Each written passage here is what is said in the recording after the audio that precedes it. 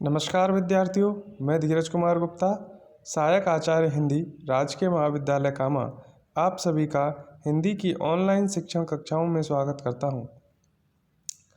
आज हम अध्ययन करेंगे श्री जगदीश चंद्र माथुर द्वारा रचित एकांकी भोर का तारा। उक्त एकांकी का अध्ययन हम पूर्व में भी अपने पाठ्यक्रम BA प्रथम वर्ष में कर चुके हैं और पुनः इसे पाठ्यक्रम में सम्मिलित करते हुए BA द्वितीय वर्ष में भी सम्मिलित किया गया है। तो हम इसका अध्ययन करते हैं। अध्ययन करने से पूर्व हम इनके लेखक श्री जगदीश चंद्र माथुर के कृतित्व और व्यक्तित्व के बारे में जानते हैं। श्री माथुर का नाम हिंदी नाट्य कला और एकांकी नाट्य कला को परिपक्वता प्रदान करने में अविस्मरणीय है। वास्तविकता तो यह है कि इन्होंने ICS यानी आज का IAS अधिकारी होते हुए भी नाटक और एकांकी लेखन के प्रति अपनी प्रतिबद्धता को कभी कम नहीं होने दिया।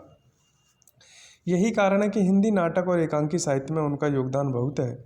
इन्होंने कोणार्क, कुंवर सिंह, शारदिया, पहला राजा और दशरथ नंदन इन 5 नाटकों की रचना की। इनमें कोणार्क की ख्याति स्थायी है।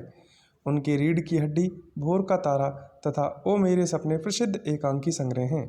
भोर का तारा तथा ओ मेरे सपने में कुल 10 एकांकी संकलित है, जिन्होंने श्री माथुर को हिंदी एकांकी में अभूतपूर्व ख्याति प्रदान की।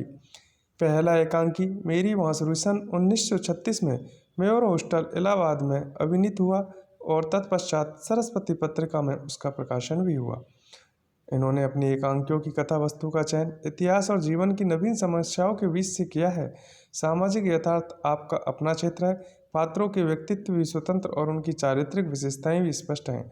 भाव प्रवणता तथा कथित सभ्य कहलाने वाले लोगों पर व्यंग, अभिनयशीलता तथा यथार्थवाद आपके एकांकियों की कतिपय उल्लेखनीय विशेषताएं हैं।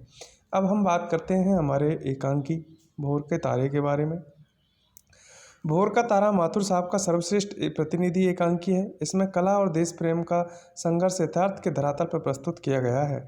कला की साधना द्वारा मानवता और राष्ट्रीयता का विकास इसका उद्देश्य है। गुप्त साम्राज्य की राजधानी उज्जैनी 5वीं शताब्दी में भारत पर हुनों के आक्रमण की वजह से संकटग्रस्त हो जाती है। वहाँ का कवि शेखर जीवन में सौंदर्य का उपासक है। उसका मित्र माधव गुप्त देश की रक्षा के लिए कर्तव्य पालन को प्रमुख स्थान प्रदान करता है। इन्हीं दोनों भावों का द्वंद्व इस एकांकी का प्राण है। यदि शेखर अपनी प्रेयसी छाया के सौंदर्य पर मुग्ध है, तो माधव हुनों के आक्रमणों के कारण पंच नद की दुर्दशा से त्रस्त है। वह छाया और शेखर से याचना करता है। सारा पंचनद आज हुनों के भय से काँप रहा है। एक के बाद एक गांव जल रहे हैं। अत्याचार हो रहा है। शीघ्र ही सारा आर्यावर्त पीड़ितों की हाहाकार से गूंजने लगेगा। शेखर छाया, मैं तुमसे मदद मांगता हूँ, नहीं भीख मांगता हूँ। सम्राट स्कंदगुप्त की, साम्राज्य की, देश की इस संकट में मदद करो।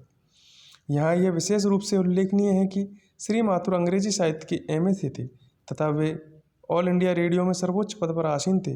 तब उन्होंने संगीत और नाट्य कला को अभूतपूर्व प्रशय दिया। उन्होंने हिंदी साहित्य को पाश्चात्य नाट्य कला, लोक नाट्य के सहयोग से अनेक श्रेष्ठ अमूल्य नाटक एकांकी प्रदान किए। इनके एकांकियों का शिल्प बहुत सशक्त और प्रभावशाली है। एकांकीकार ने अनेक स्थलों पर संकेतों का सहारा लेकर अपने तीखे व्यंग द्वारा स्त्रियों और चरित्रों का अति सूक्ष्म चित्रण किया। उक्त एकांकी के अंतर्गत जब हम इसका अध्ययन करेंगे तो हम देखेंगे कि एकांकी में जो लेखक की भूमिका में शेखर है, वह वाकई में जीवन के अंतर्गत कला और सौंदर्य का उपासक है और अपनी प्रेयसी छाया के लिए वह एक काव्य की रचना करता है जिसका नाम है भोर का तारा। और जब दोनों का प्रेम विवाह हो भी जाता है, तत्पश्चात वह उस पुस्तक को अपनी प्रेयसी को देना चाहता है, लेकिन तत्कालीन देश की परिस्थितियाँ ऐसी बनती है और उनका मित्र माधव उन्हें इस चीज़ के लिए प्रेरित करता है, तो वह सौंदर्य का उपासक कवि लेखक शेखर से वह आग्रह करता है कि तुम अपने कवित्व की ओजस्वी वाणी से ऐसी वाणी प्रदर्शित करें जिससे कि सबके सारी जन समुदाय देशभक्ति के लिए अपने प्राणों का बलिदान लेने के लिए अग्रसर हो जाए।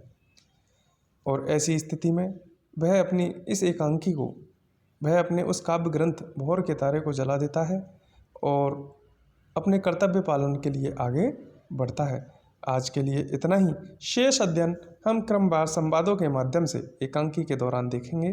धन्यवाद।